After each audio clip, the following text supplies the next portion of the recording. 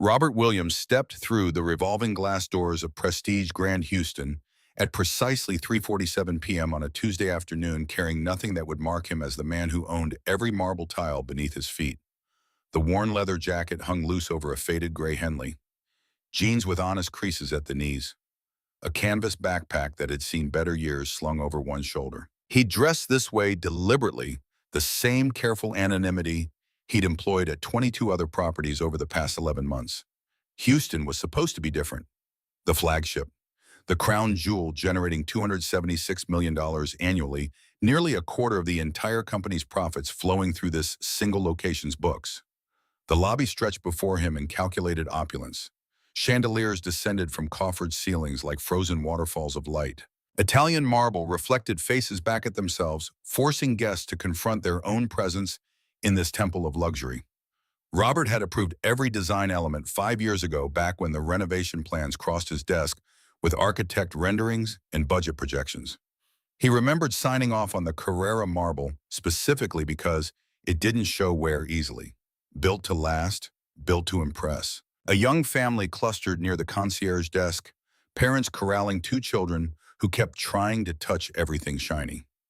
Business travelers hunched over phones in leather armchairs, thumbs moving across screens with practiced efficiency. An elderly couple studied a tourism brochure, heads together in the conspiracy of shared planning. Normal afternoon traffic for a 5-star property in downtown Houston. Robert moved through it all like a ghost, drawing no attention until he reached the front desk where 3 employees worked behind the long counter of polished mahogany. Melissa Thompson spotted him first. Robert watched her eyes perform the calculation that would define everything to come. She was 38 according to her personnel file, 15 years with the company, consistently high performance reviews, twice nominated for Employee of the Quarter. Her gaze started at his worn sneakers, traveled up the faded jeans, paused at the backpack, lingered on the jacket that probably cost $40 new 10 years ago. Something shifted in her expression, a tightening around the mouth that preceded the action she took next. She reached beneath the counter and emerged with an industrial-sized bottle of hand sanitizer. Her heels clicked against the marble as she closed the distance between them with the purposeful stride of someone performing an unpleasant but necessary duty. Robert had seen this expression before in airport security lines and department stores, that particular fusion of disgust and determination people wear when they've decided someone doesn't belong. The sanitizer spray hit him directly in the face without warning, sharp chemical sting flooding his eyes and nose. Robert flinched backward, hand rising instinctively to wipe the burning liquid away. His eyes watered. The antiseptic smell overwhelmed everything else acrid and medical. Melissa's voice carried across the lobby with theatrical projection. "Security, we have a vagrant situation. You're contaminating our 5-star lobby." Conversations died mid-sentence. Phones lowered, heads turned with the magnetic pull of public confrontation. Robert blinked through the stinging, pulling a handkerchief from his jacket pocket to dab at his face. The gesture revealed a flash of his watch, the Audemars Piguet Royal Oak he'd bought to celebrate the company's first billion-dollar revenue year. The timepiece caught light from the chandelier's 18-karat rose gold and intricate mechanics visible through the exhibition back. $60,000 on his wrist, dismissed as irrelevant in the 3 seconds Melissa had spent deciding what he was. His voice came out steady despite the chemical burn in his throat. "I have a reservation under Williams." Melissa's laugh could have shattered the crystal behind the bar. "Sure you do, sweetheart. Let me guess, penthouse suite." The crowd was growing now, guests drifting closer with the gravitational pull of drama. A young woman near the elevator bank had her phone out, screen glowing as she opened Instagram.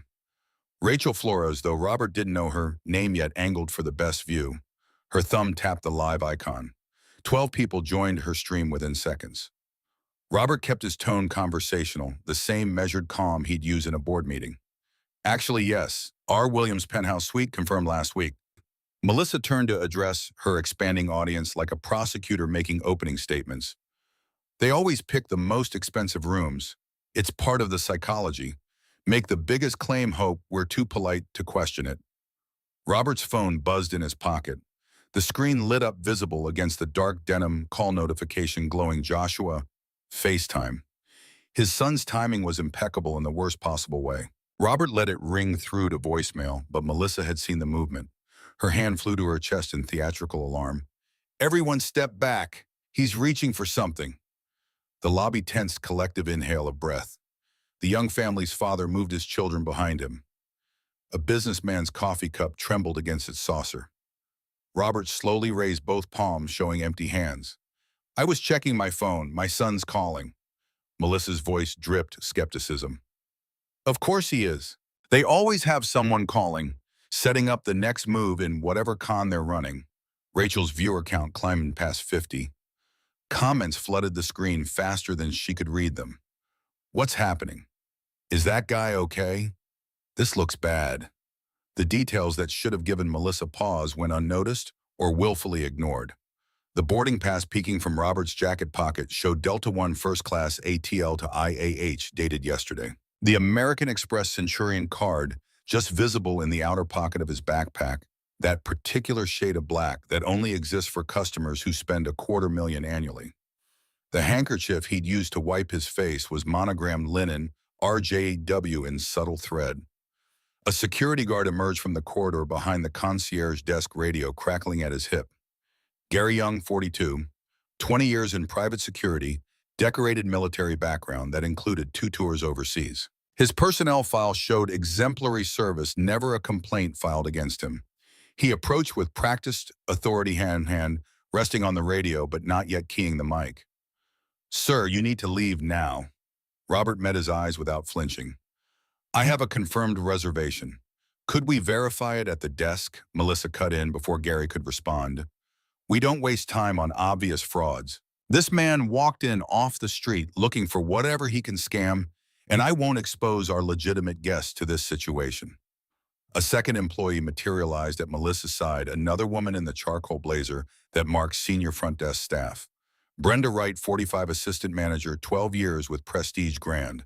Her smile was all performance and no warmth reaching her eyes. Sir, I think there's been a misunderstanding. But perhaps you're looking for more budget-friendly accommodations. There's a Motel 6 about 3 miles down on Highway 59. Robert's jaw tightened, the only visible crack in his composure. I'm not confused about my hotel. My reservation confirmation is on my phone. Would you like to see it? Brenda exchanged a glance with Melissa, some silent communication passing between them. Sir, we have protocols for security situations. Right now you're creating a disturbance that's making our guests uncomfortable.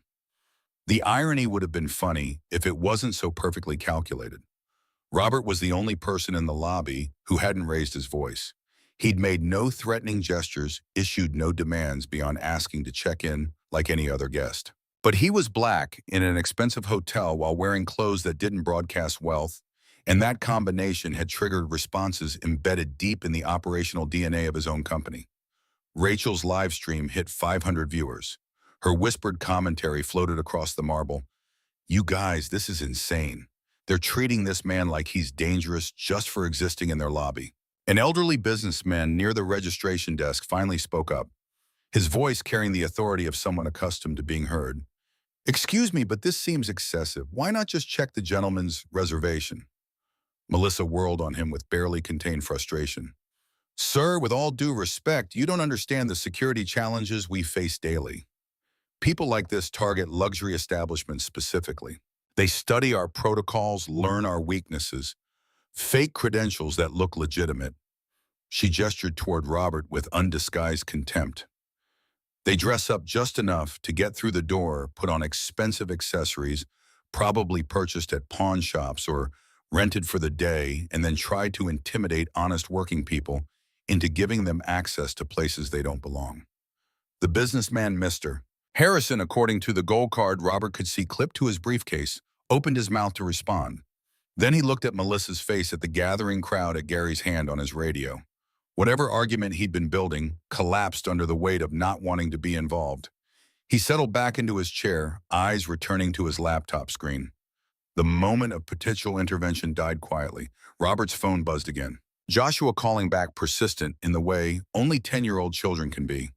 Robert declined the call, but not before the screen was visible for half a second. The calendar notification behind the call screen showed clearly to anyone paying attention, board meeting 4 p.m., urgent. Rachel's camera caught it. Her live stream had grown to nearly 800 viewers. now the algorithm pushing the video to more feeds as engagement climbed. She zoomed in on Robert's phone, capturing the notification before it disappeared. "Did you guys see that board meeting? That doesn't make sense." Comments exploded. "Maybe he works there. Could be lying. Why won't they just check?" Gary keyed his radio, the gesture slow and deliberate. "Dispatch requesting Houston PD unit to Prestige Grand Main Lobby. Potential trespassing situation." The words hung in the air like smoke. Trespassing in his own hotel. At the property that bore his signature on every major contract, every renovation approval, every hiring decision above director level.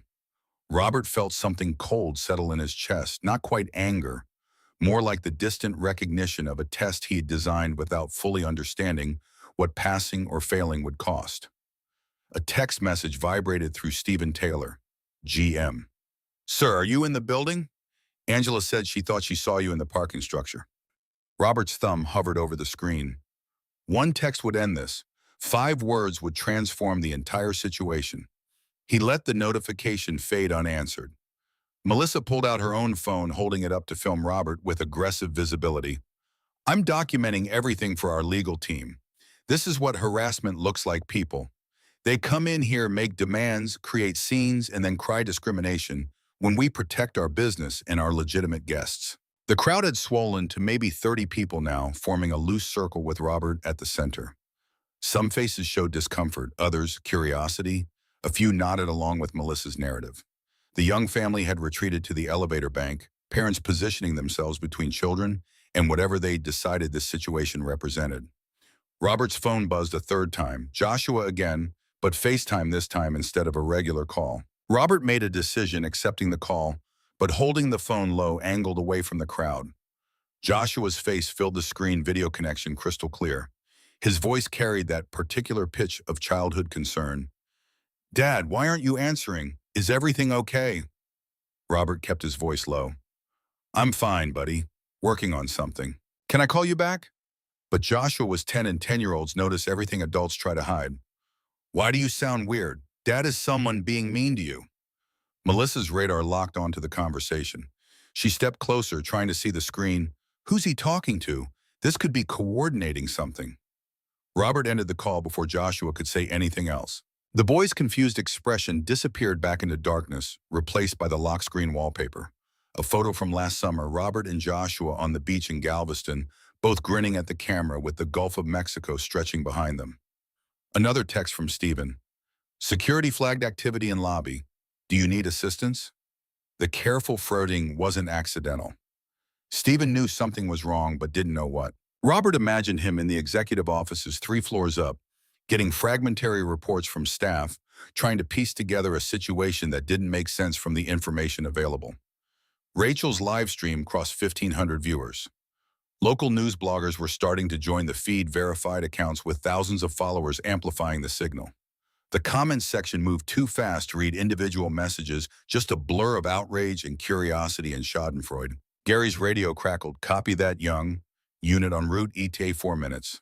4 minutes until Houston Police Department officers walked through those glass doors to remove Robert from his own property. 4 minutes until this private humiliation became a matter of public record, police reports, and potential charges that would follow him through background checks for the rest of his life if he let it proceed that far." Brenda moved closer to Melissa, their alliance solidifying into a united front. "Should we evacuate the immediate area? This feels like it could escalate." Robert's voice cut through the speculation, still calm but carrying new weight. "Escalate to what exactly? I've made no threats. I've been assaulted with chemicals. I've been denied service. I've had police called on me, all for the crime of trying to check into a hotel room I paid for." Melissa's eyes narrowed. "You haven't paid for anything. Nice try with the victim narrative, but we're not falling for it." The businessman, Mr. Harrison, had his own phone out now, recording from a different angle. An older woman near the concierge desk did the same. Multiple cameras capturing every word, every gesture, building a documentary record that would outlive everyone in the room. Robert's Audemars Piguet showed 3:58 p.m. 2 minutes until the board meeting he'd scheduled weeks ago. The quarterly review that 18 executives were probably settling into chairs for right now, wondering where he was. His phone lit up again, Angela Young, HR. Emergency. Need your approval on Houston termination paperwork. Call ASAP. ASAP. The pieces were all visible to anyone looking carefully. The watch that cost more than most people earned in a year. The first-class boarding pass from yesterday's flight. The Centurion card that required invitation-only membership. The text messages from executives using Sir and asking for his approval. Rachel's camera had caught all of it, her viewers climbing past 2,000. Now the collective intelligence of the internet starting to assemble the puzzle, even as the people in the lobby remained willfully blind. A comment on Rachel's stream caught her attention, made her catch her breath. That's an AP Royal Oak. My jeweler dad says those start at 60,000. Why is he wearing a $60,000 watch?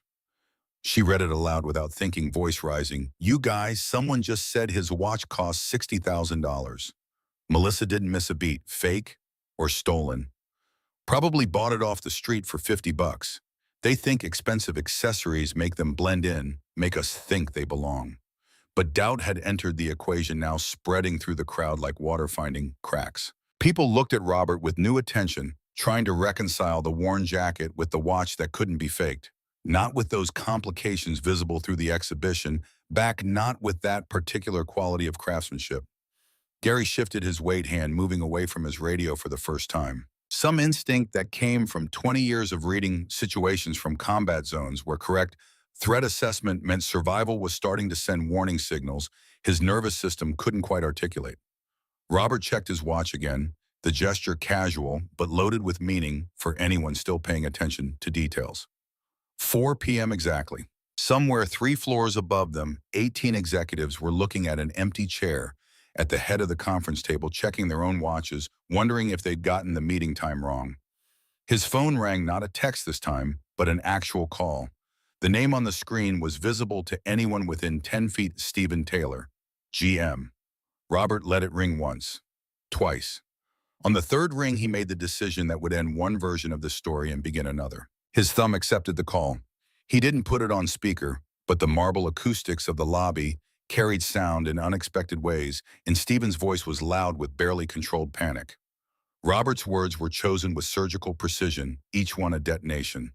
Stephen, this is Robert Williams. I'm standing in the lobby of our flagship property, and I need you down here immediately. The silence that followed was so complete that the ambient sounds of the hotel seemed suddenly loud. The ping of arriving elevators, the distant hum of traffic through revolving doors, the quiet sob that escaped Melissa's throat as her brain began processing what she just heard. Stephen's voice came through the phone speaker, clear enough for a dozen people to hear. Mr. Williams, sir, is everything all right? I wasn't expecting. Robert cut him off with the efficiency of someone who'd spent 3 decades running meetings. Everything is not all right. Your front desk manager just sprayed sanitizer in my face and called me a vagrant. Your security chief is preparing to have me arrested for trespassing. Your assistant manager suggested I try the Motel 6. All of this has been filmed and broadcast live to several thousand people. Dead air, the kind of silence that precedes earthquakes, tornadoes, tsunamis. Then Stephen's voice, again smaller, now stripped of everything except dawning horror. Sir, could you repeat that? Someone sprayed. Robert reached into his jacket with deliberate slowness. Melissa actually flinched, some prey instinct recognizing the predator too late. Instead of a weapon, Robert withdrew a business card from an inner pocket. Ivory stock, heavyweight, embossed gold lettering that caught the light. Simple, elegant, devastating. He held it up for Rachel's camera for the 2,000 viewers who became 3,000 in the span of seconds. The card said everything that needed saying. Robert Williams, Chief Executive Officer, Prestige Grand Luxury Hotels and Resorts. Rachel's phone nearly slipped from her shaking hands. Her whisper carried across the marble like a scream. Oh my God. Oh my actual God. He's the CEO. He owns this hotel. He owns all the hotels. The live stream comment section exploded into chaos, words bleeding together in a torrent of disbelief and vindication and fury. No fucking way. They're so fired. This is insane. Justice. I can't breathe.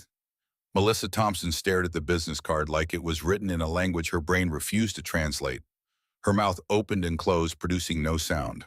All color had drained from her face, leaving her complexion the approximate shade of the Carrara marble beneath her feet. Gary Young's radio slipped from his suddenly nerveless fingers. It hit the floor with a crack that made several people jump, the sound impossibly loud in the shocked silence. The device skittered across marble, coming to rest near Robert's worn sneakers. Brenda Wright gripped the edge of the reception counter for support knuckles, white breathing shallow. Her eyes darted between Robert's face and the business card, and the phone he still held, trying to find some escape route from the trap that had just closed around her career. The elevator chimed, doors sliding open with mechanical indifference. Stephen Taylor emerged at a dead run, tie, askew hair, disheveled jacket flapping behind him like a cape. He'd probably taken the stairs for several floors when the elevator wasn't fast enough, then jumped in for the final descent. Angela Young struggled to keep pace in heels, tablet clutched to her chest, face showing the same sick understanding that was spreading through everyone who'd witnessed the last 15 minutes.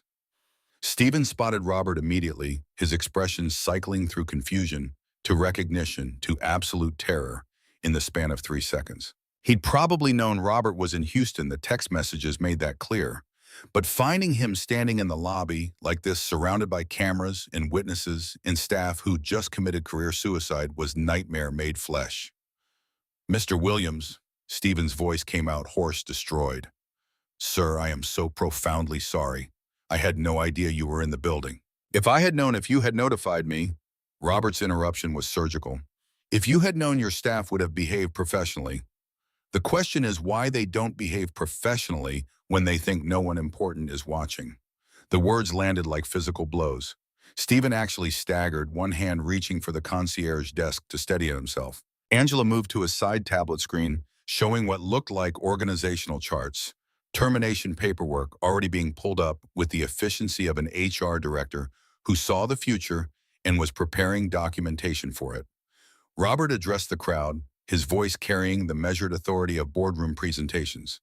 "Ladies and gentlemen, you've witnessed something remarkable today. Not just discrimination, but institutional discrimination. The kind that exists in systems, not just individuals." Rachel's live stream hit 6,000 viewers. News vans were probably already en route, alerted by social media algorithms that had identified this feed as breaking news. Somewhere in corporate offices across the country, crisis management teams were being assembled, stock prices monitored, emergency protocols activated. But in the marble lobby of Prestige Grand Houston, in the building Robert had renovated with his own vision and his own money, only one thing mattered. The man they'd treated as a threat, as contamination, as something to be removed and forgotten, held all their futures in his hands. Robert checked his watch one final time. 4:03 p.m. The board meeting would be in chaos by now. Executives checking their phones, probably seeing notifications about a viral video featuring their CEO. The story was already beyond his control, already spreading faster than any corporate response could contain it. Gary bent slowly to retrieve his radio from the floor movements, careful like he was approaching something dangerous. The device's screen was cracked from the impact, spiderweb fractures radiating from the center. Fitting metaphor. Melissa found her voice, though it came out thin and desperate. "Mr. Williams, how was I supposed to know?" Robert's response was gentle, which somehow made it worse. "You weren't supposed to know who I am, Ms. Thompson. You were supposed to treat every guest with basic human dignity, regardless of who they are. That's not a special protocol for CEOs. That's the foundation of hospitality." The truth of it settled over the lobby like ash. Every person watching understood immediately what had been revealed. Not just Melissa's failure, but the system that had enabled it, rewarded it, protected it for 15 years until the wrong person walked through those doors at 3:47 on a Tuesday afternoon. Joshua's face appeared on Robert's phone screen again, FaceTime request glowing with childish persistence. This time Robert answered, holding the phone at an angle where the camera caught his face but not the surrounding chaos. "Dad, you didn't call me back. Are you done with work yet?" Robert's voice softened in a way it hadn't for the past 15 minutes. "Almost, buddy. Something came up that I need to handle." Joshua's eyes narrowed with the particular suspicion of children who know when adults are hiding things. "You said you were going to test if people would be nice to strangers. Did they pass?" The question hung in the air, innocent and devastating. Robert was aware of 2,000 people hearing it through Rachel's live stream, of Melissa's quiet sobbing, of Stephen's face going somehow even paler. No, Joshua, they didn't pass. But that's why we have to keep trying, keep teaching. Joshua processed this with visible thought. The lady who was mean to you, is she going to learn now? Robert looked at Melissa directly for the first time since revealing his identity. I hope so, son. I really hope so. He ended the call before Joshua could ask anything else. The damage was done anyway, the humanity of the moment captured and broadcast, and impossible to walk back. A 10-year-old boy asking if people had learned to be kind while his father stood in a lobby full of strangers who'd proven they hadn't.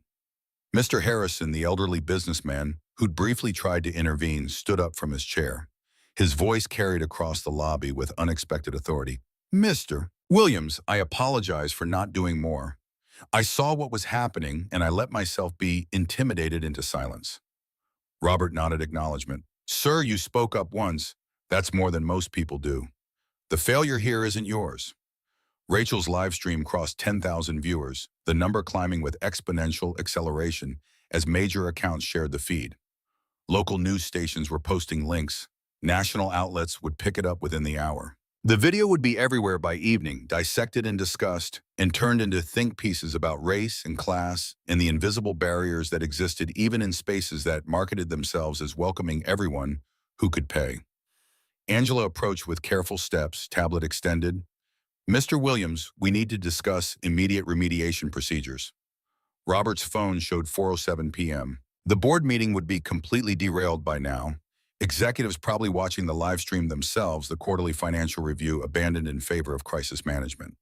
He looked at Stephen, at Angela, at Melissa still crying behind the desk, at Gary holding his broken radio, at Brenda gripping the counter like a life raft. All the pieces of his company's flagship property, the crown jewel, the $276 million monument to luxury hospitality that had just failed the only test that actually mattered. Have you ever walked into a place where you belonged, but everyone's eyes told you that you didn't? The question formed in Robert's mind, the hook that would frame this story when it was told and retold in the days to come. But what nobody in that lobby knew yet was that Robert had done this same test at 22 other properties over the past year. Different disguises, different presentations. Same fundamental question. Would his own employees treat a stranger with dignity if they thought no one important was watching? 22 properties had passed.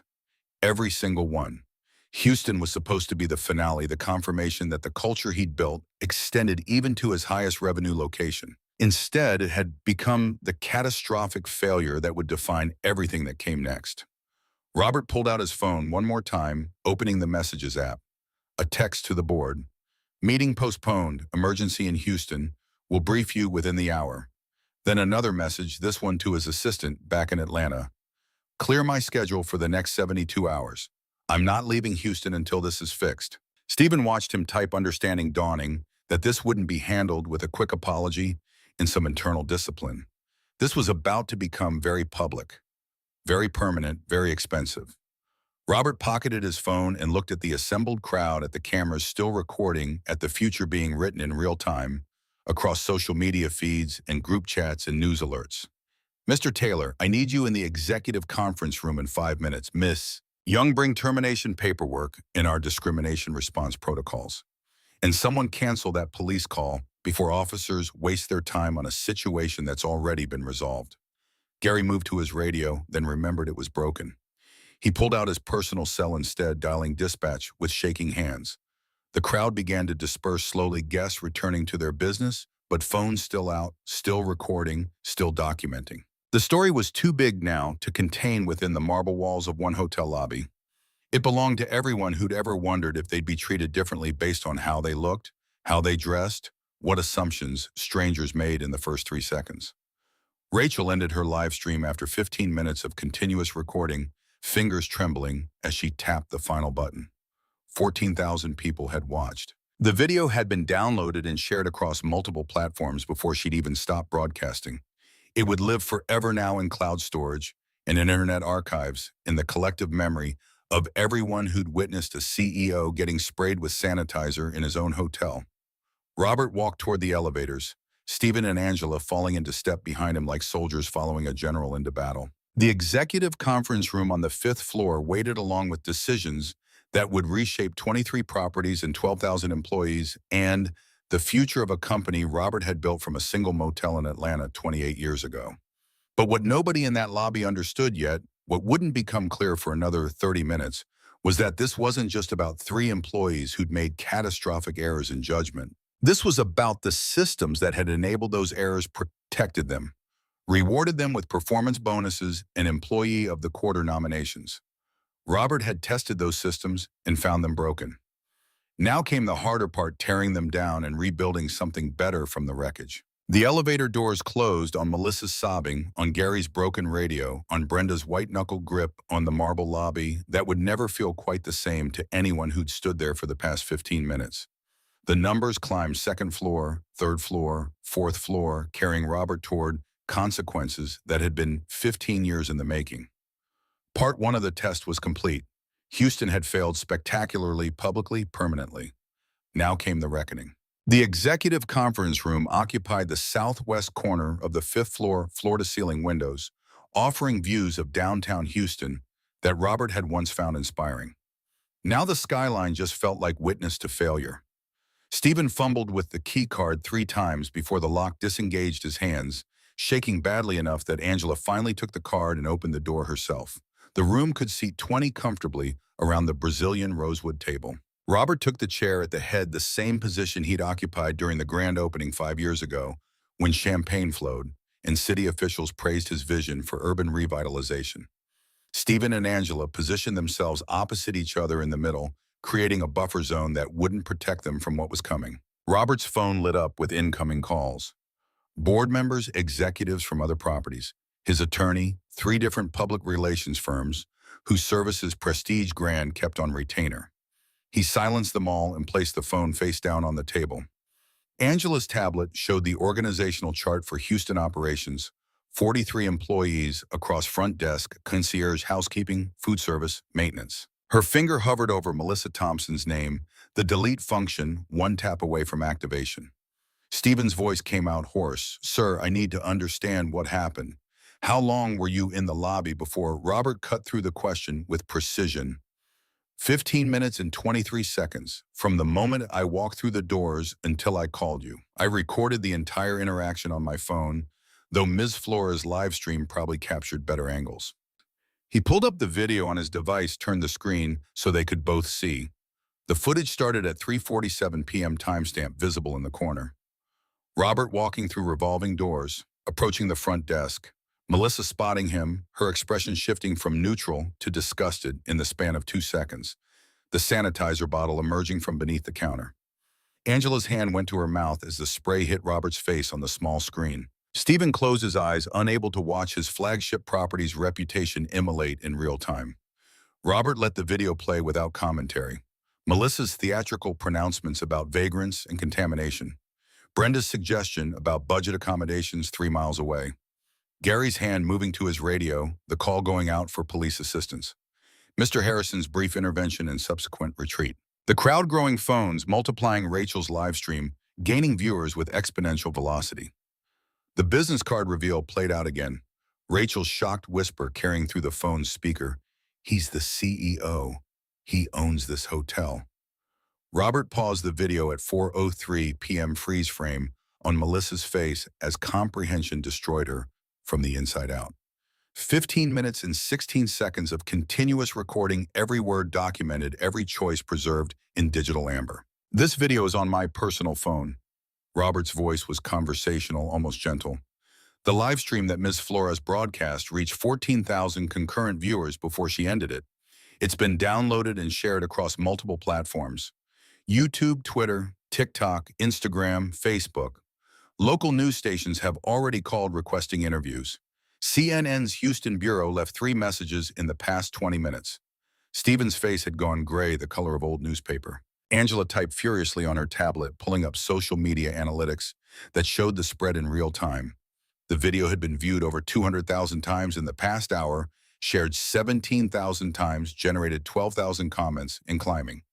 Robert continued, "I've conducted this same test at 22 other properties over the past 11 months. Different disguises, Different levels of apparent wealth, always the same fundamental scenario. A black man approaching the front desk to check into a reservation. He pulled up a spreadsheet on his laptop, connecting it to the conference room's display screen. 22 rows of data property names down the left column, dates and outcomes filling the grid. Atlanta passed, Miami passed, Chicago passed, Seattle, Denver, Phoenix, Dallas, Boston, Philadelphia, San Diego, all passed. Los Angeles, San Francisco, Portland, Nashville, Austin, Minneapolis, Detroit, Charlotte, Tampa, Orlando, New Orleans, Kansas City. Every single one treated me with standard professional hospitality. His finger moved to the final row, the only one highlighted in red.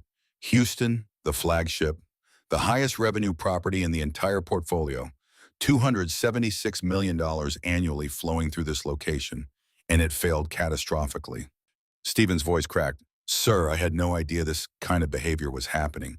If you'd told me if there'd been complaints, Robert pulled up another document, this one showing internal complaint logs. Houston property past 18 months, 17 formal discrimination complaints filed through corporate channels, 43 informal complaints logged with customer service. Demographics of complainants, 31, Black guests, 18, Latino guests, 11, some Asian guests. The numbers hit like artillery shells. Angela's fingers stilled on her tablet. Stephen looked like he might be sick. Disposition of complaints, Robert continued scrolling through the document.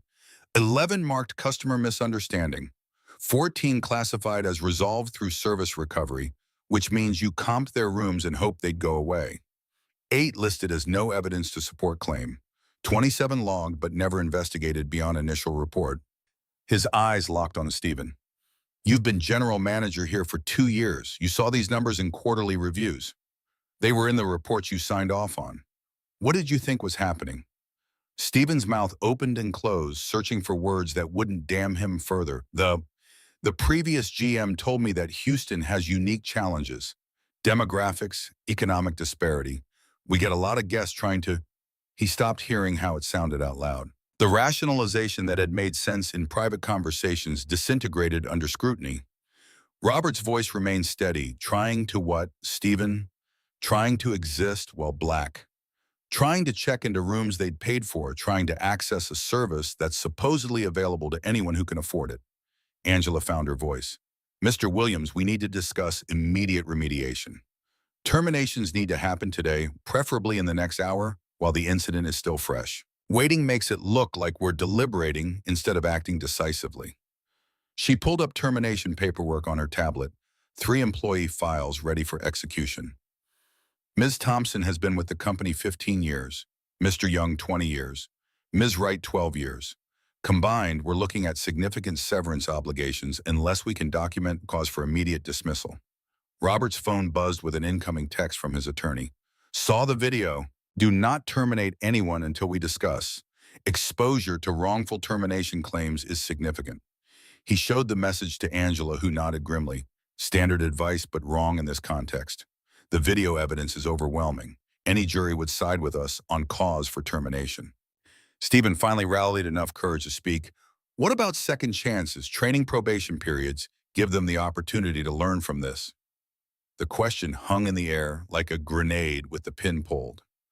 Robert let the silence stretch until Stephen squirmed in his chair. Mr. Taylor, I'm going to ask you something, and I want you to really think before you answer. If it was your mother who'd been sprayed with sanitizer, if it was your wife called a scammer, if it was your daughter told to try Motel 6, would you be advocating for second chances? Stephen's face flushed red shame mixing with anger at being trapped so neatly. Robert pressed the advantage. Ms. Thompson made 11 distinct choices over 15 minutes. Each one was an opportunity to de-escalate, to check the reservation system, to provide basic customer service. She chose cruelty every single time. That's not a mistake. That's character. His phone showed 4:32 p.m. The board meeting he'd postponed would be in chaos, executives demanding answers he hadn't provided yet. The text messages were piling up, notification badges climbing into double digits. Angela pulled up employment contracts. Ms. Thompson, Mr. Young, and Ms. Wright all signed the updated Code of Conduct last year. Section 3.7 specifically addresses discrimination and hostile behavior toward guests. Violation of 3. 7 constitutes grounds for immediate termination without severance beyond accrued vacation time. She turned the tablet so Robert could verify. Combined accrued vacation for all 3 employees totals $41,000. That's our only financial obligation if we terminate for cause today. Robert's mind was already 3 moves ahead, seeing the cascading consequences. Terminations address individual culpability. They don't address the system that enabled this behavior for 15 years. We need to talk about the audit. Stephen looked confused. What audit? Robert pulled up another spreadsheet, this one showing demographic data across all interactions logged in the Houston Properties customer service database. The algorithm he'd had data analytics run showed patterns that human eyes might miss, but statistical analysis revealed with brutal clarity. Average time to complete check-in by guest race. White guests, 4 minutes, 12 seconds. Black guests, 7 minutes, 41 seconds. Latino guests, 8 minutes, 3 seconds.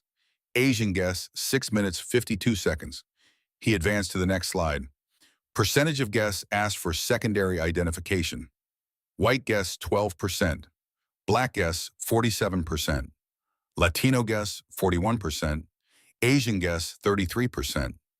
The numbers told a story more damning than any individual incident could convey. This wasn't just Melissa Thompson's bias. This was institutional practice embedded in the operational DNA of the property. Angela typed notes rapidly. We need legal to review these analytics before we distribute them. The implications for civil liability are enormous. Robert's voice was ice. The implications for our moral liability are bigger. We built a system that treats customers differently based on race, and we rewarded people for perpetuating it. Stephen's phone buzzed, screen showing a call from the front desk. He looked to Robert for permission before answering. Taylor here. What is it? The voice on the other end was audible, even without speakerphone, high-pitched and panicked. Sir, we have media trucks pulling up outside, CNN, ABC, NBC, 2 local stations. They're asking for statements about the incident. Stephen's hand trembled. Tell them no comment. Direct all inquiries to corporate communications. And for God's sake, don't let them film inside the lobby. He ended the call and looked at Robert with something approaching desperation. We need crisis management. Professional PR. This is beyond anything we've handled before. Robert's response was measured. This is exactly what we've trained for. The crisis communications protocols exist for situations where we've made a mistake and need to control the narrative. This isn't that kind of situation. He stood walking to the windows. 5 stories below, news vans were indeed pulling up to the curved driveway, satellite dishes telescoping toward the sky. Reporters in business casual clustered on the sidewalk, cameramen checking equipment. We're not going to manage this crisis. We're going to face it directly. In 45 minutes, I'm holding a press conference in the main ballroom. You're going to notify every media outlet that's called. Tell them Robert Williams, CEO of Prestige Grand Hotels, will be making a statement about today's incident. Angela's eyes widened. Sir, without legal review, without prepared statements, that's incredibly risky. One wrong word gets clipped and shared out of context. Robert turned from the window. Miss Young, we just sprayed the CEO with sanitizer and called police to arrest him in his own hotel. We're past the point where risk management matters. The only question now is whether we face the consequences with integrity or try to hide behind lawyers in PR spin. His phone buzzed again, this time with a call from the board chairman. Robert declined it, sending instead a text. Press conference at 5:30. Watch the live stream. We'll talk after. Stephen found his spine somewhere in the wreckage of his career. Mr. Williams, you're right about all of it. I saw the complaint numbers and I rationalized them. I told myself Houston was different, that we had unique challenges, that some guests were overly sensitive. I protected my career instead of protecting our values. Tears tracked down his face, the kind of crying that comes from confronting the gap between who you thought you were and who you actually turned out to be. I have an Asian last name. I've been the only non-white person in rooms more times than I can count. I've been assumed to be the help instead of the executive. And when I got power, I used it to fit in instead of fixing the system. Robert's expression softened fractionally. Mr. Taylor, you have 30 days to prove you can lead with courage instead of fear. 30 days to show me that this property can transform from its current state into something that honors what we're supposed to stand for. He pulled up a blank document on his laptop. We're going to draft a new policy framework right now. Not for legal review, not for board approval, just the three of us figuring out what zero tolerance actually means. Angela pulled her chair closer to the table. Section 1 should be definitions. What constitutes discrimination under our policy? Robert typed as they brainstormed, words appearing on the screen. Any behavior, verbal or physical, that treats guests differently based on race, ethnicity, national origin, religion, gender identity, sexual orientation, disability, or perceived economic status. Stephen added, it has to include implicit bias, asking for extra ID, taking longer to process check-ins, making assumptions about whether someone belongs. The document grew paragraph by paragraph. Anonymous reporting systems with third-party investigation firms, not internal HR. Mandatory bias training monthly, not annually. Mystery shopper evaluations by civil rights organizations, results published transparently. AI monitoring of customer interactions with flags for statistical anomalies in service times and protocol application. Angela raised the concern that had been building. This level of oversight and training across 23 properties with 12,000 employees. We're looking at costs in the range of, Robert cut her off. I don't care about the cost. Price out what we're describing and add 50% for contingencies. That's the budget. Find it in operations, marketing, executive compensation, wherever. This becomes the priority. He saved the document and sent it to the printer in the corner. This goes into effect tomorrow morning. Every property, every employee, no grandfathering, no phase-in period. We implement immediately. Stephen's phone buzzed again, multiple texts from staff downstairs. Lobby is filling with guests checking out early. They don't want to stay in a hotel where this happened. The financial impact was already cascading. Early checkouts meant refunds, lost revenue from restaurants, and services reputation damage that would suppress future bookings. The Houston property could lose millions in the next quarter alone. Robert's response was immediate. Let them leave. We're not keeping customers who support what happened. We want guests who believe everyone deserves dignity. His phone showed 5:02 p.m., 28 minutes until the press conference. He pulled up his email and drafted a message to all 23 general managers. Emergency meeting tomorrow at 8 a.m. video conference mandatory. Topic: zero tolerance discrimination policy implementation. Attendance is not optional. Angela printed termination letters for Melissa, Gary, and Brenda, while Robert wrote the personal note he'd include with each one. The words didn't come easily. These were people whose careers he was ending, whose mortgages and car payments and children's college funds would be impacted. But the alternative was signaling that discrimination carried no real consequences, and that signal would poison everything he'd tried to build. To Melissa Thompson, your 15 years of service included excellence in many areas, but excellence in some areas cannot excuse cruelty in others. The choice to spray sanitizer in a guest's face to mock his reservation to call police, instead of checking your computer system, these choices revealed values incompatible with hospitality. I hope you learn from this. I hope the next place you work never sees the person you were in that lobby. To Gary Young, 20 years of security experience should have taught you to assess actual threats, not perceived ones. A man trying to check into a hotel is not a security situation. Your failure to de-escalate, to question your colleagues' assumptions, to apply basic critical thinking, these failures ended your career here. May they teach you something that serves you better wherever you go next. To Brenda Wright, management means having the courage to question harmful patterns, not enabling them.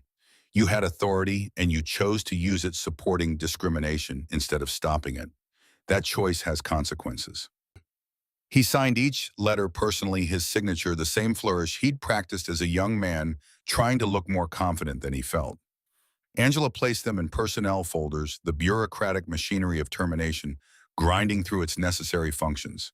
Stephen's tablet showed the press conference, space being set up, hotel staff arranging chairs and microphones under the direction of the events coordinator who probably had no idea what she was actually preparing for. A podium positioned in front of Prestige Grand's logo, the brand image about to be redefined by whatever Robert said in the next hour. Robert pulled up Joshua's contact and sent a text. Hey buddy, Dad's going to be on the news tonight. It might look scary, but everything's okay. I love you. The response came immediately. Are you going to tell the truth like you always say? Robert smiled despite everything. Yes, always the truth. Joshua sent back a thumbs up emoji and a heart. Angela reviewed the termination timeline. We need to execute these before the press conference. If you announce consequences that haven't been implemented yet, it looks performative. Robert checked his watch. Bring them up, one at a time. Melissa first. Stephen made the call, voice steady despite the impossible task. Ms. Thompson, please report to the executive conference room immediately. The wait stretched through 5 minutes of silence. Robert used the time to review talking points for the press conference, though he knew he'd abandon them once the cameras started rolling. Authentic responses mattered more than polished statements. A knock at the door, tentative and afraid. Angela opened it to reveal Melissa Thompson, eyes red from crying mascara streaked, still wearing her name badge like armor that had failed to protect her. She looked at Robert, and something broke inside her. Mr. Williams, please. I have 2 children in middle school. I have a mortgage. This job is everything. I made a terrible mistake, but I can learn, I can change. Robert's voice was not unkind. Ms. Thompson, you made 11 distinct choices over 15 minutes. Spraying sanitizer, calling security, mocking my reservation, suggesting I was coordinating with accomplices, accusing me of harassment, performing for the crowd instead of checking your computer. Every single choice was an opportunity to treat a human being with basic dignity, and every single time you chose cruelty instead. Angela slid the termination letter across the table. Effective immediately, your employment with Prestige Grand Hotels is terminated for cause.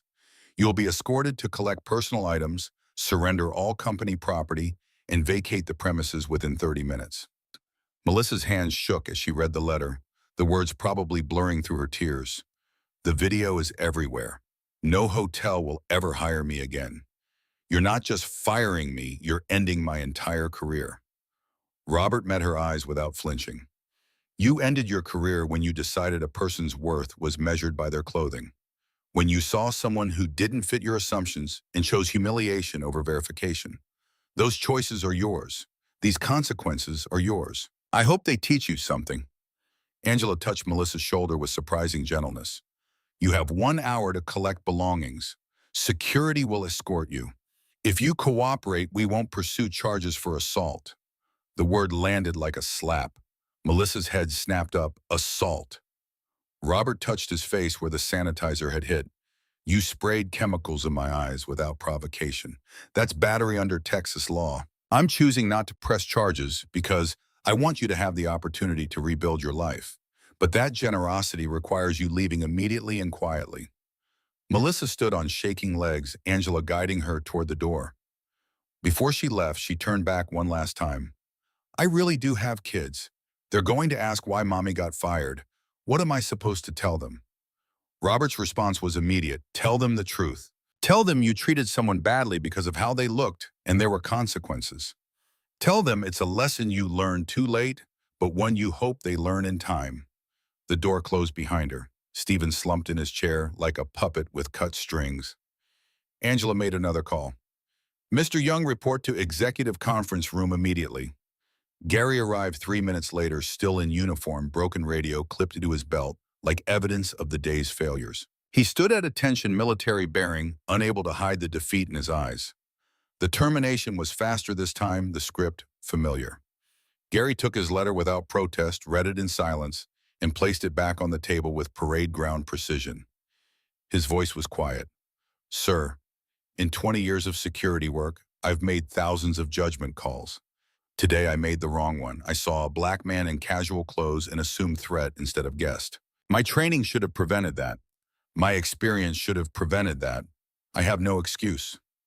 Robert appreciated the lack of pleading. Mr. Young, the fact that you recognize your failure suggests you're capable of growth, but that growth needs to happen somewhere else. You can't rebuild trust here. Gary nodded, removed his radio and badge, and placed them on the table. Permission to address Mr. Taylor directly.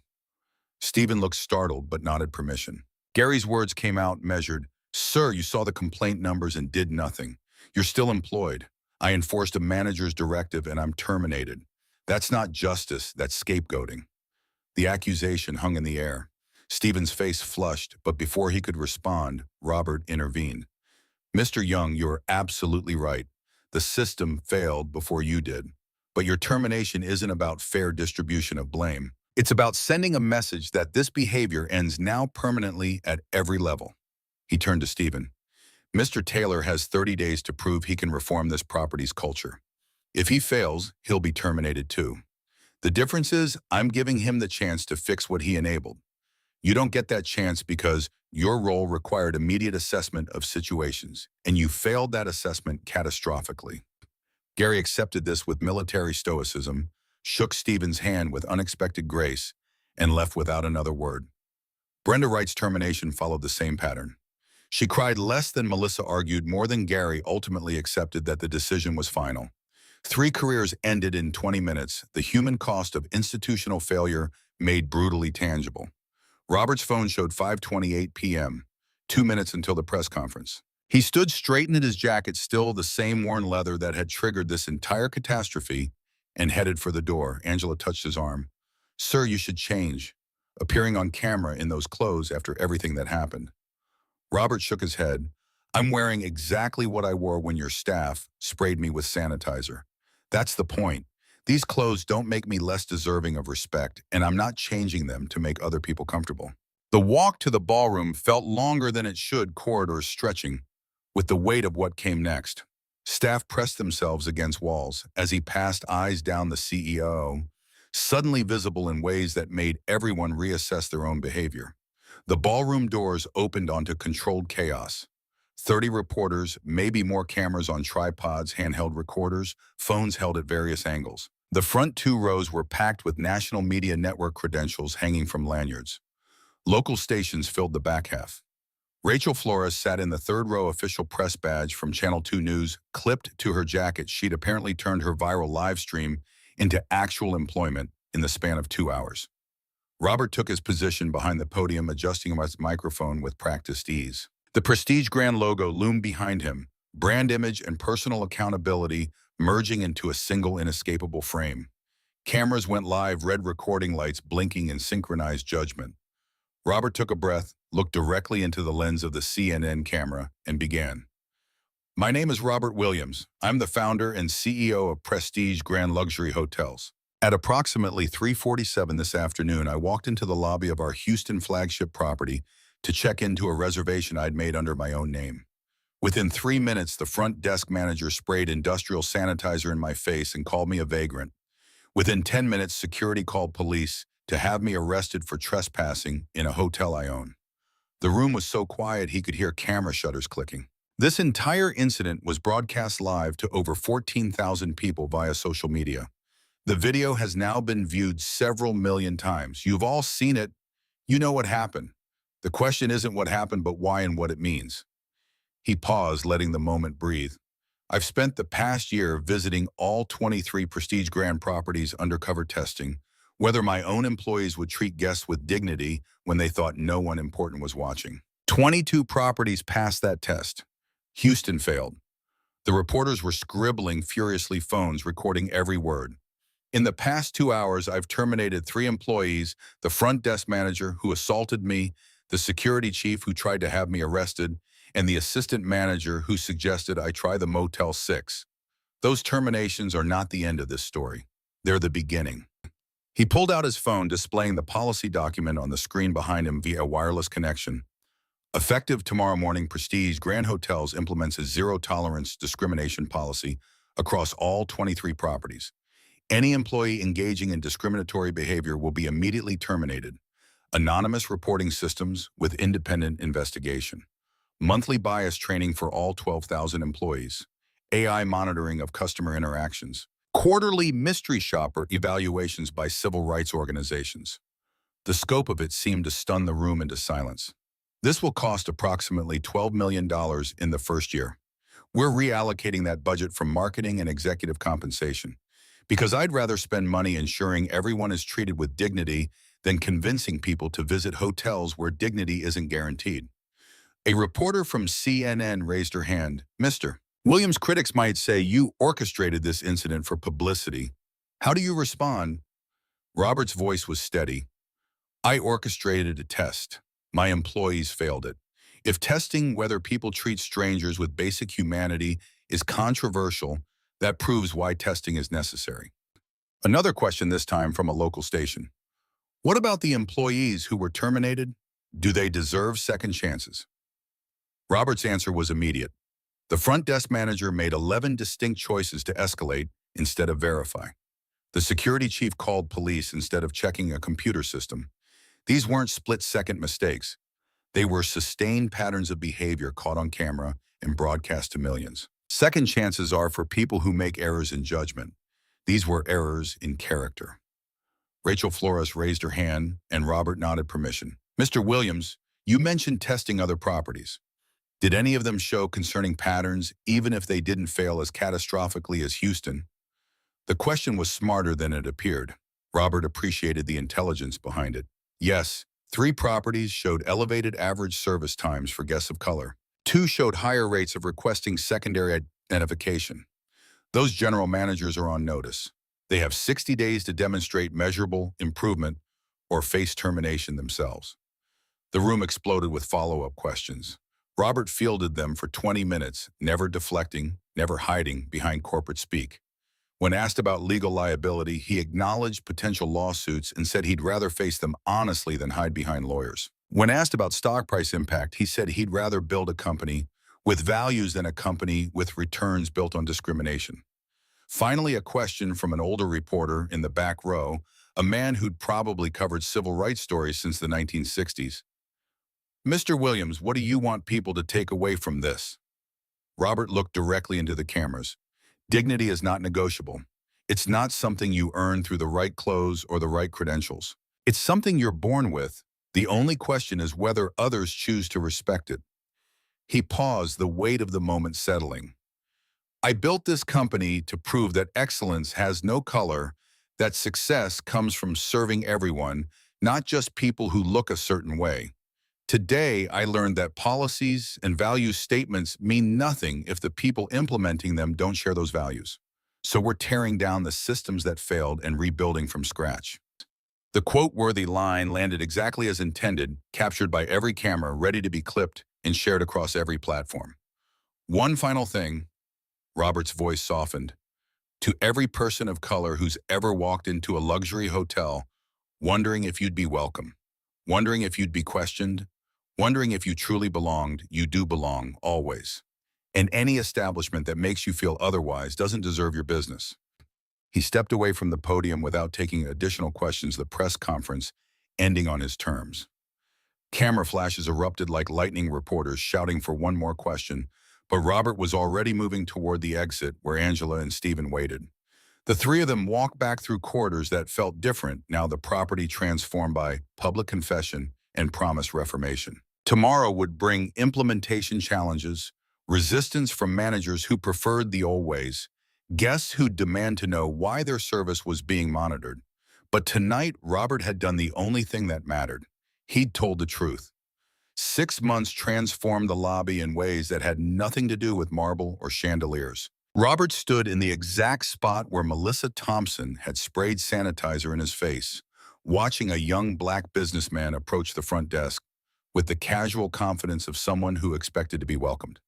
The new clerk, hired 3 weeks ago after completing 40 hours of bias training, smiled with genuine warmth and processed the reservation in under 4 minutes.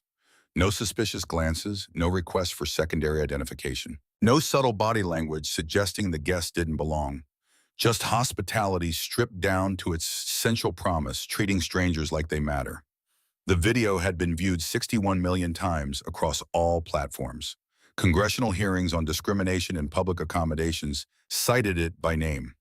3 states passed stronger civil rights enforcement laws explicitly referencing the Prestige Grand incident. Harvard Business School added the case to required curriculum for executive leadership programs. But the real victory wasn't measured in views or legislation. It was measured in moments like these, when dignity was simply assumed rather than earned through performance of acceptable identity. Robert's phone buzzed with the daily metrics report numbers that told stories more complex than any narrative could capture. Houston property, 127 consecutive days without a single discrimination complaint, filed through the anonymous reporting system. Employee satisfaction scores up 34% from pre-reform baseline.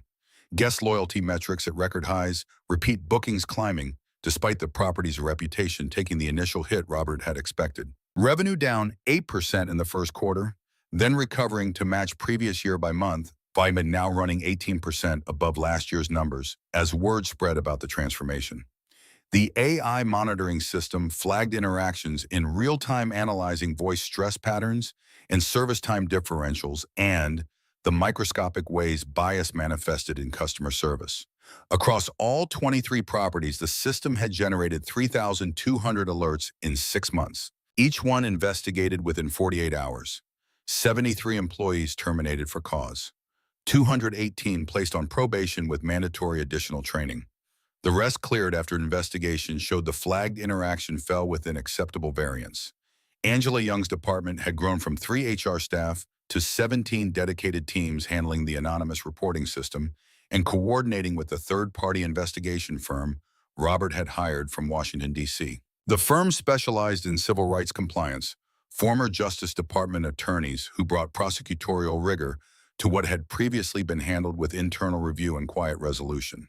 Stephen Taylor walked through the lobby with a different posture than he'd carried 6 months ago, shoulders squared, but humble, the bearing of someone who'd confronted his own cowardice and chosen courage as the harder path forward. He'd survived his 30-day probation period by demonstrating changes that went beyond policy compliance. Every morning at 7 a.m., he personally reviewed the previous day's interaction logs. Every complaint, anonymous or formal, landed on his desk within 2 hours of filing. He'd terminated 3 long-serving employees himself in the first month, writing termination letters that acknowledged the pain of ending careers while refusing to compromise on the new standards. The transformation hadn't been smooth.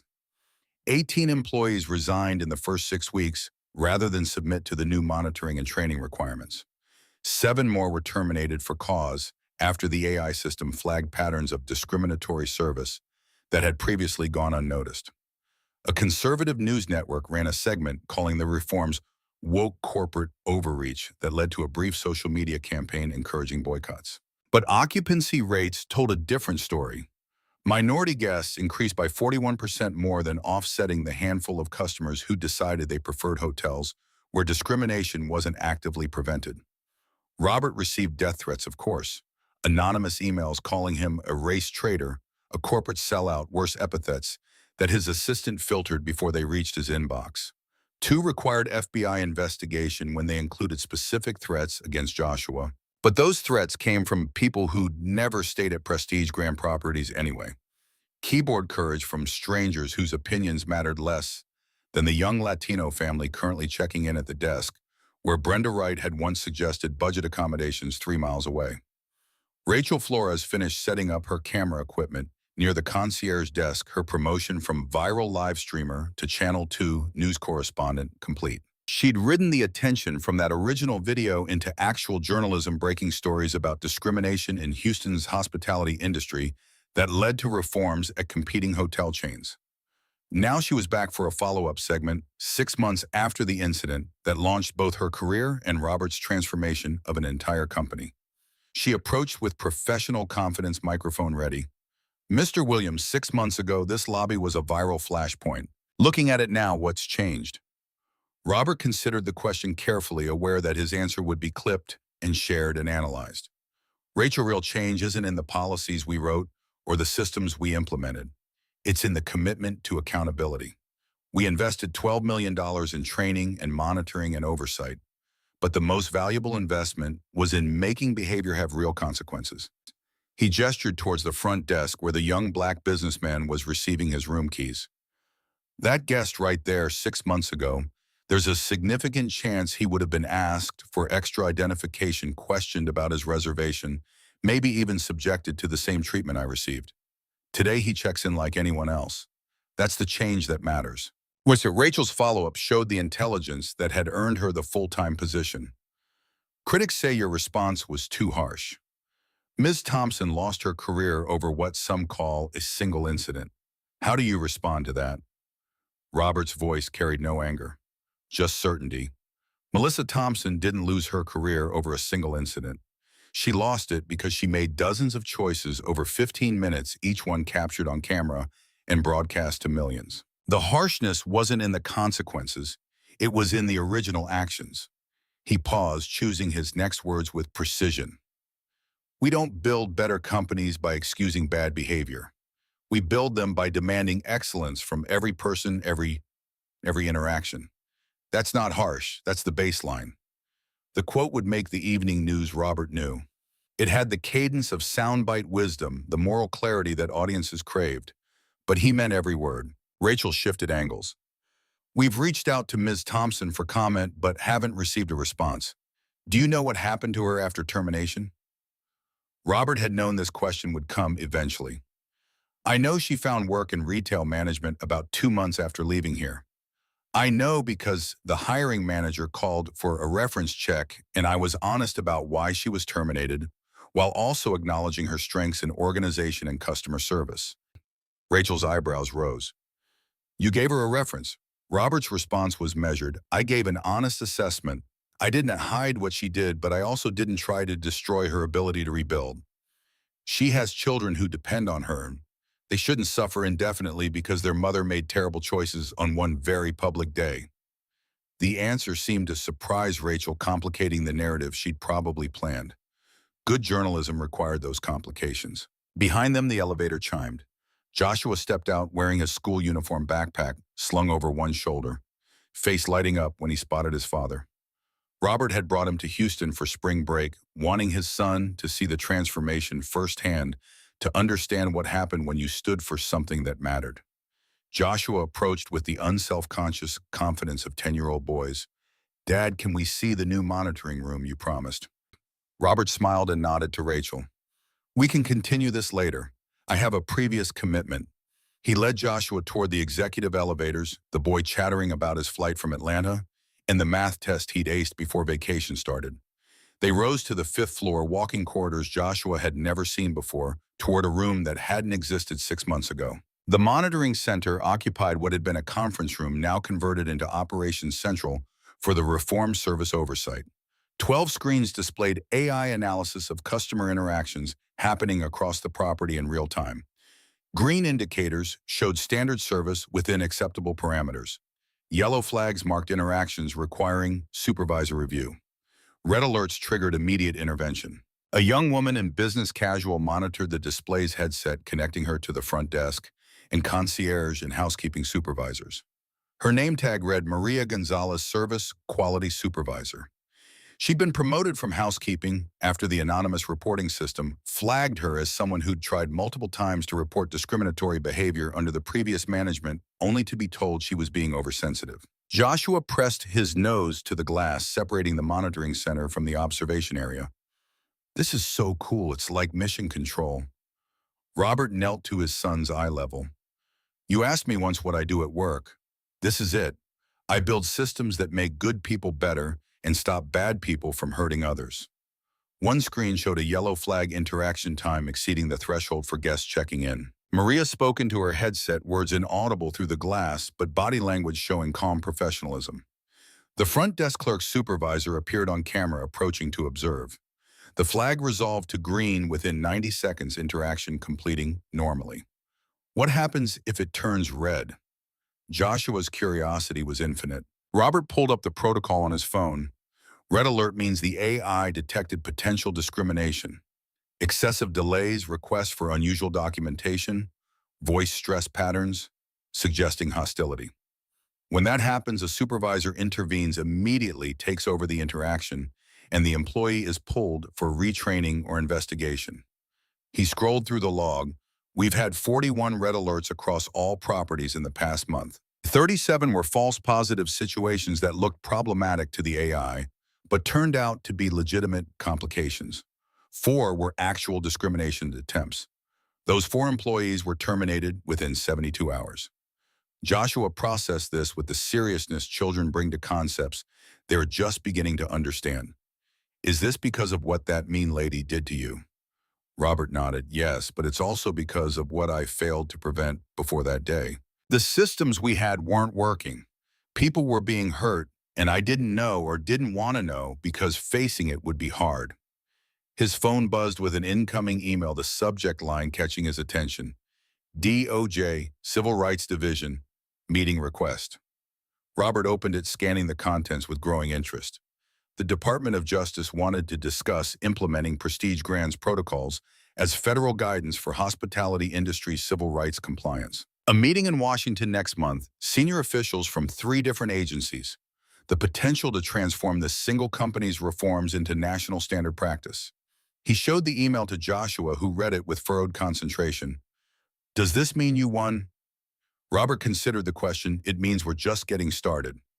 They left the monitoring center, taking the elevator back down to the lobby, where normal operations continued with the new abnormal standards. A Muslim woman in hijab approached the concierge desk, receiving directions to the prayer room that had been added as part of the reforms, not because it was legally required, but because true hospitality meant anticipating needs rather than grudgingly accommodating them after complaints. An elderly white couple checked in next to a young black couple, both interactions proceeding with identical warm efficiency. The AI system tracked both, logged both, would flag any statistical divergence that suggested differential treatment. The technology wasn't perfect. Maria had shown Robert the false positive reports, algorithms detecting bias where none existed, because someone happened to have a more complicated reservation or a question that took longer to answer. But imperfect prevention was better than no prevention, and the system improved with each iteration as machine learning adjusted to genuine patterns versus noise.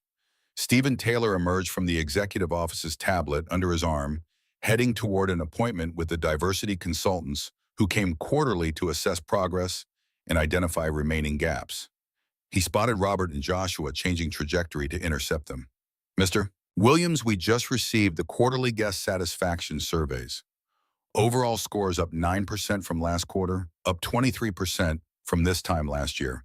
But the breakdown by demographic is what's really interesting. He pulled up graphs on his tablet. Black guests rating us 4.8 out of 5, up from 3.9 pre-reform. Latino guests 4.7, up from 3.7. Asian guests 4.6, up from 4.0. White guests holding steady at 4.5, which is actually up slightly from 4.4. The numbers told the story. Stephen was too diplomatic to say directly, when you stop discriminating against people, they rated you higher. And contrary to the fears some had voiced, treating everyone with dignity didn't make the privileged feel worse. It slightly improved everyone's experience because the entire culture of service elevated. Joshua studied the graphs with the intense focus children bring to things they don't fully understand. Why were the numbers lower before Tsaya? Stephen looked to Robert, unsure how to explain the systemic discrimination to a 10-year-old. Robert took over because some guests were being treated as less important than others. When people feel disrespected, they don't enjoy their stay, even if the rooms are nice and the food is good. Mr. Joshua's logic was beautifully simple. So you just started being nice to everyone? Robert smiled. Basically, yes. They walked through the lobby together, an impromptu tour of the transformed space. The physical plant looked identical, same marble, same chandeliers, same expensive furniture, arranged in conversation clusters. But the energy felt different, some intangible shift in atmosphere that came from staff who knew they were being monitored and guests who'd heard the stories and came specifically because they wanted to support a hotel that had faced its failures publicly. A young employee approached, maybe 20 years old, wearing the crisp uniform of a new hire. Mr. Williams, I'm Carlos Martinez. You probably don't remember me, but I was working as a bellhop the day everything happened. Robert studied his face, memory connecting. You were standing near the elevator. You looked uncomfortable, but didn't say anything. Carlos's shame was visible. I knew what was happening was wrong. I saw your watch. I saw the boarding pass. I knew Ms. Thompson was making a mistake. But I was scared if I spoke up, she'd target me next. So I stayed quiet. His voice cracked. I've thought about that moment every day for 6 months. I had the chance to stop it, and I chose safety over speaking up. Robert's expression softened. Carlos, you were 19 years old in your first hospitality job. The failure wasn't yours. It was mine, for building a culture where speaking up felt dangerous. Carlos shook his head. No, sir. I had a choice, and I made the wrong one. So I asked Mr. Taylor if I could help implement the new training program.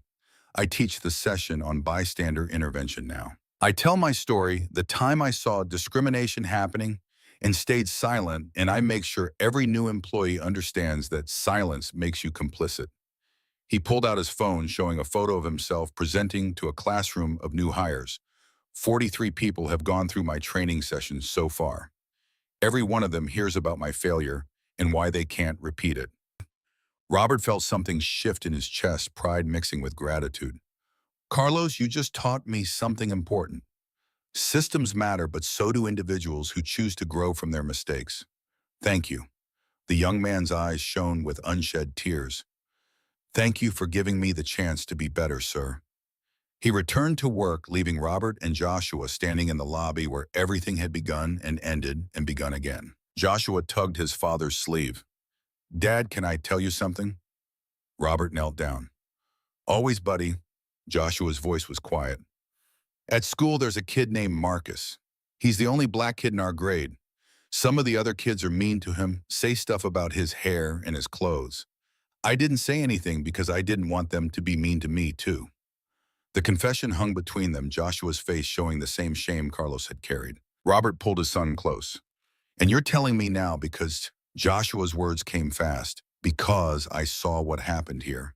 I saw how you could have just told them who you were right away and stopped it. But you let it keep happening so everyone could see what Mrs. Thompson was really like. And I realized staying quiet means I'm being like Carlos, not like you. Robert held his son tighter. What are you going to do? Joshua's determination was fierce. I'm going to sit with Marcus at lunch on Monday. And if anyone says anything mean, I'm going to tell them to stop. And if they don't stop, I'm going to tell a teacher. Pride flooded through Robert, the kind that comes from seeing your values taking root in the next generation. That's exactly right, buddy. That's exactly right. They walked out through the revolving doors into late afternoon Houston heat, the same doors Robert had entered 6 months ago, carrying nothing that marked him as important.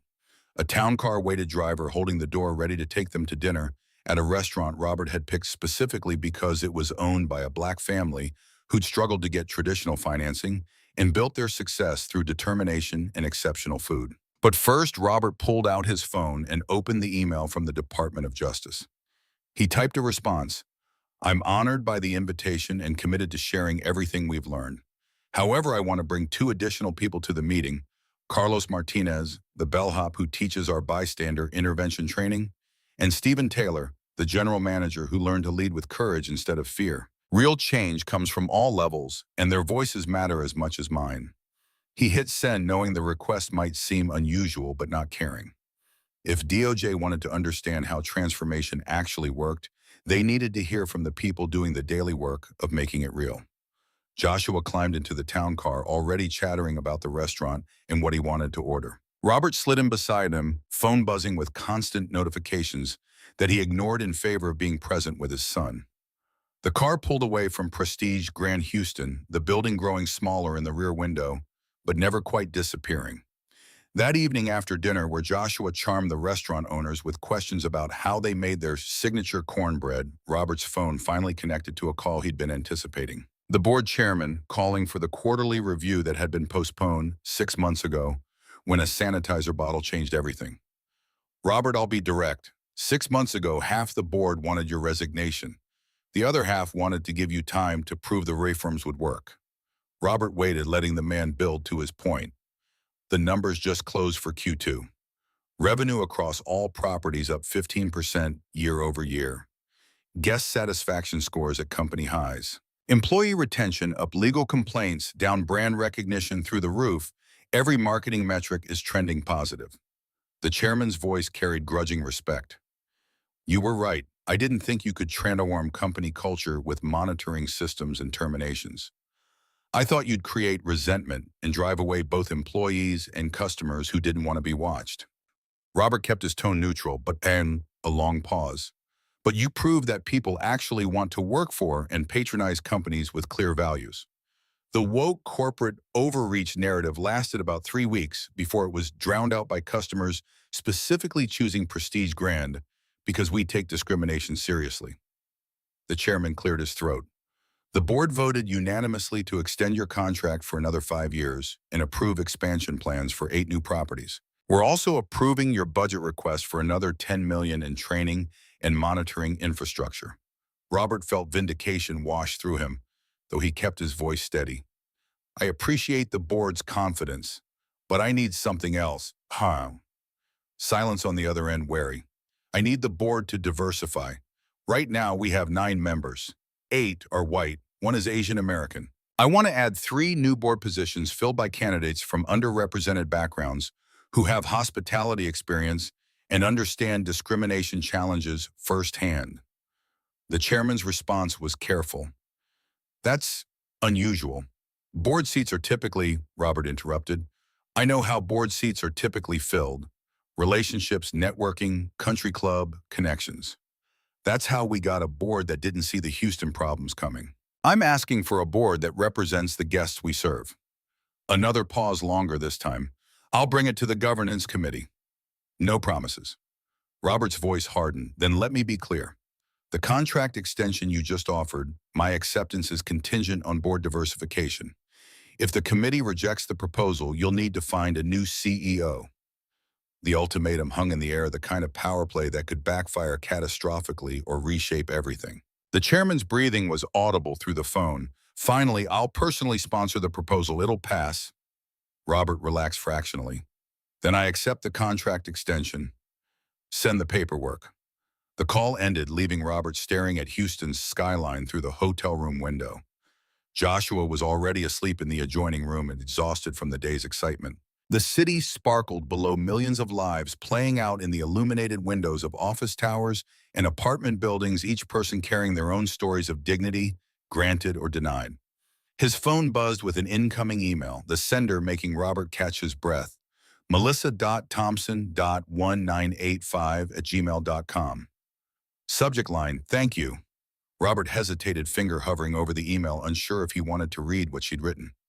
6 months of silence since her termination, and now this. He opened it. Mr. Williams, I know I have no right to contact you. I know what I did was unforgivable. I've spent 6 months in therapy working through biases I didn't even know I had, confronting things about myself that were easier to ignore when they were just part of normal operations. I'm not asking for my job back. I'm not asking for forgiveness. I'm writing because my daughter asked me the other day why I got fired, and I told her the truth like you said I should. I told her I treated someone badly because of how they looked, and there were consequences I deserved. She asked if I learned my lesson. I told her I'm still learning, will probably be learning for the rest of my life. But yes, I learned that dignity isn't negotiable. I heard you say that at the press conference, and it's haunted me in the best way possible. My new job is in retail management. Nothing glamorous. But last week, a young black man came in wearing clothes that suggested he couldn't afford anything in our store. My old self would have watched him like a security risk. Instead, I greeted him warmly and asked if he needed help finding anything. Turns out he was shopping for his mother's birthday, had saved for months to buy her something nice. I helped him find the perfect item within his budget. When he left, he said it was the first time he'd felt welcomed in a store like ours. I thought you'd want to know that the lesson took. Not because it makes what I did to you better, it doesn't, but because maybe it means the consequences you chose served their purpose. I hope you and your son are well. I hope Houston has become the hotel you wanted it to be. And I hope that young man I helped last week never knows how close he came to being treated the way I treated you. With regret and gratitude. Melissa Thompson. Robert read the email twice, then a third time, trying to parse the emotions it triggered. Not quite forgiveness, but something adjacent to it, acknowledgement that people could change if the consequences were meaningful enough and the lessons clear enough. He typed a brief response. Ms. Thompson, thank you for sharing this. Growth is uncomfortable, but you're doing the work. That young man you helped deserved the dignity you showed him. Keep learning. Keep growing. That's what accountability looks like. Robert Williams. Hit send before he could second-guess it. The next morning, Robert and Joshua attended the all-hands meeting Stephen had organized for Houston staff, 140 employees, packed into the ballroom where the press conference had happened 6 months ago. Robert stood at the same podium looking at faces that ranged from skeptical to cautiously optimistic to genuinely inspired. I'm not here to make a speech, he began, voice carrying to the back rows without microphone amplification. I'm here to listen. We've implemented massive changes in 6 months. Some of you love them, some of you hate them, some of you probably tolerate them because you need the paycheck. I want to hear all of it.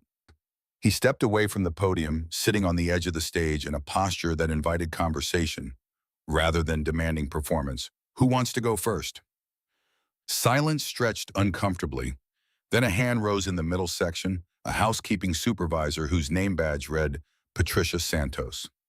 Mr. Williams, I'll be honest. The monitoring systems feel invasive. I know you mean well, but having AI analyze every interaction makes me second-guess normal conversations. I'm afraid to be friendly because what if the algorithm thinks I'm being too friendly with some guests and not others? It's exhausting. Robert nodded, appreciating the honesty. Patricia, that's a legitimate concern. The monitoring isn't meant to punish normal variation in human interaction. It's meant to catch statistical patterns of bias that individual managers might miss. But if it's creating anxiety that interferes with genuine hospitality, that's a problem. He looked at Angela sitting in the front row. Let's schedule sensitivity analysis of the algorithm parameters. If we're flagging random variation instead of actual bias, we need to adjust. Another hand, this one from a front desk clerk. I have a question about the anonymous reporting system. What stops someone from filing false complaints against employees they don't like? Stephen stood to address this one. Every complaint gets investigated by the independent firm we hired from DC. They look at interaction logs, camera footage, talk to witnesses. False complaints get documented as such, and repeated false reporting can lead to termination for abuse of the system. We've had 11 false complaints filed in 6 months. 7 were honest mistakes where someone misread a situation. 4 were malicious. Those 4 people are no longer employed here. The session continued for 90 minutes, Robert and Stephen fielding questions and complaints and suggestions. Some were practical. The training schedule conflicted with school pickup times for working parents. Some were philosophical. How do you measure bias in subjective interactions like concierge recommendations? Some were personal, an employee confessing she'd grown up in a racist household and was grateful for training that gave her tools to unlearn what she'd been taught. By the end, the atmosphere had shifted, not to universal agreement, but to something more valuable, honest engagement with the changes, instead of resigned tolerance or quiet resistance. Robert closed the meeting with words he'd been forming throughout the conversation. Excellence has no color. Hospitality knows no boundaries. Dignity is not negotiable. Those aren't just slogans. They're operating principles that guide every decision we make, from hiring to firing to how we design monitoring systems. He gestured around the ballroom. 6 months ago, this room was full of reporters demanding to know how we'd fix what was broken. Today, it's full of you, the people actually doing the work. That's fitting because transformation doesn't happen in press conferences. It happens in the daily choice to treat every human being like they matter. The quote would probably make it onto corporate motivation posters, but Robert didn't care. Truth was truth, whether it ended up on merch or not. As employees filed out, Carlos Martinez approached with 3 other young staff members. Mr. Williams, we wanted to ask if you'd approve a proposal we've been working on.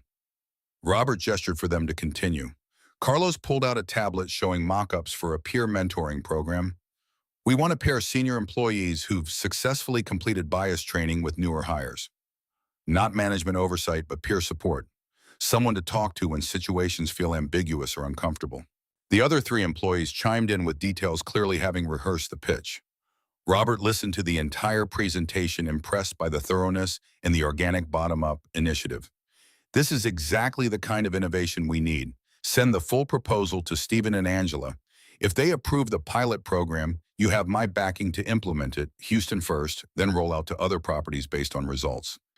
The 4 young employees practically vibrated with excitement, thanking him and rushing off to refine their proposal. Robert watched them go, feeling something that had been absent 6 months ago, hoped that the changes would outlive his direct oversight. That afternoon, Robert and Joshua flew back to Atlanta, the Houston skyline receding beneath the plane's wings. Joshua pressed his face to the window, watching the city shrink to toy-sized dimensions. Dad, when I'm grown up, can I work at Prestige Grand? Robert smiled. Buddy, you can work wherever makes you happy, but if you choose hospitality, you'll do it right. You'll treat people with dignity, speak up when others don't, and build systems that make good behavior the norm instead of the exception. Joshua considered this seriously, like you did. Robert's throat tightened, like I should have done earlier. Like I hope you'll do from the beginning so you don't waste years building something that needs to be torn down and rebuilt. They landed in Atlanta as sunset painted the sky in shades of amber and rose. Robert's assistant waited at baggage claim with an update.